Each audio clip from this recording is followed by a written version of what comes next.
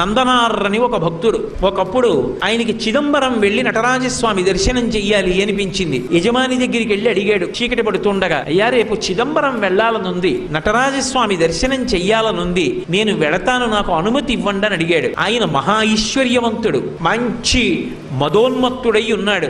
ఎందుకు పంపించాలి పాలేరుని, వీడితో పని చేయించాలి తప్పనుకున్నాడు. తప్పకుండా వెళ్ళు. ఆ ఒక్క మాటే వినపడింది నందనారికి. సంతోషపడిపోయాడు. ఆయన అన్నాడు, ఇవాళ రాత్రి మనకున్నటువంటి 500 ఎకరాల పొలాన్ని నాగలి పట్టి దున్ని, విత్తనాలు చల్లేయి, పంట పండించేయి, కోత కోసేయి, గడ్డి తీసుకెళ్లి వాము వేసేయి, ధాన్యాన్ని అంతటినీ కూడా దులిపేయి, ధాన్యాన్ని బస్తాలకెత్తేయి, ధాన్యాగారాలకి తీసుకురా, అంతా కూడా శుభ్రంగా సంరక్షణ చేయి, పంట పొలంలో మళ్ళీ ఎక్కడా ఒక్క గడ్డి పరక లేకుండా తీసేయి, చిదంబరం వెళ్ళిపో అన్నాడు. ఆయనకి ఇవన్నీ వినపడలేదు, ముందు వెళ్ళిపో అన్న మాట వినపడింది. సంతోషపడిపోయాడు. తర్వాత ఇవన్నీ వినపడ్డాయి.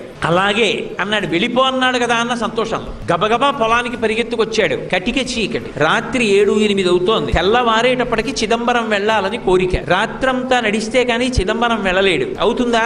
ఒక్కనాటికి అవధానం అర్థమైపోయింది. అయ్యో చిదంబరం వెళ్ళమన్నాడన్న ఆనందంలో వచ్చేసానే, ఇప్పుడు నేను ఈ చీకట్లో ఈ పొలం ఎలా దున్నుతాననుకున్నాడు. ఒక్కసారి ఆకాశం ఆయన స్వరూపమేగా, పైకి చూశాడు. శివా నరిచి నిన్ను చూడకుండా ఉండలేనయా అని స్పృహ తప్పి పడిపోయాడు. ఆయన తలుచుకుంటే ఒక్కసారి సంకల్పం చేస్తే పంట పండేస్తుంది. కానీ తన భక్తుడు పడవలసిన కష్టం తాను పడాలనుకున్నాడు. కైలాసంలో కొడుకులిద్దరిని పిలిచాడు. విఘ్నేశ్వరుడు, సుబ్రహ్మణ్యుడు, ప్రమదగణాలు, పార్వతీదేవి అందరూ కలిసి భూమి మీదకి వచ్చారు. శంకరుడు స్వయంగా పంచె తీసి పైకి పెట్టి గోచి పోసి కట్టాడు, నాగలి పట్టాడు. ఆయన తలుచుకుంటే ఎంతసేపు భూమి దున్నేశాడు. పార్వతీదేవి విత్తనాలు దల్లింది. విఘ్నేశ్వరుడు కలుపు తీశాడు. సుబ్రహ్మణ్యుడు కోత కోశాడు. పంట అంతా పండేసింది, తీసుకెళ్లి గాదెలో పోసేశారు. గడ్డివాం వేసేశారు. తెల్లవారుతోంది, ఇంకా 2 అవుతోంది. నందుణ్ణి లేపాడు. నందనార్ చిదంబరం వెళ్ళన్నాడు. ఎలా వెళ్ళను, ఎలా పంట అన్నాడు. పండేసింది చేర్చేశామన్నాడు. నీ యజమానికి చెప్పి వెళ్ళిపో అన్నాడు. గబగబా పరిగెత్తుకుంటూ యజమాని దగ్గరికి వెళ్ళాడు. నువ్వు చెప్పినట్టు పంట పండించానన్నాడు. తెల్లబోయాడు జమీందారు. లేచి వచ్చి చూశాడు, గాదెలో పంట ఉంది, గడ్డివా ఉంది, అన్నీ ఉన్నాయి. అర్థమైంది శివానుగ్రహం అంటే ఏమిటో.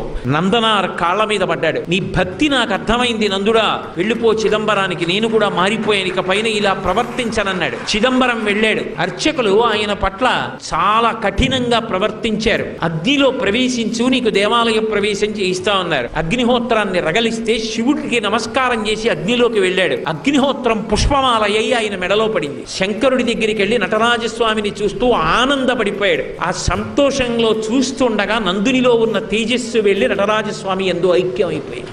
కారుణ్యామృతవర్షిణం, ఆయన దయకి హద్దుందా? ఆయన్ని నమ్ముకున్నవాడు పాడవుతాడా? సర్వకాలముల యందు తన భక్తుణ్ణి కాపాడుకుంటూనే ఉంటాడు.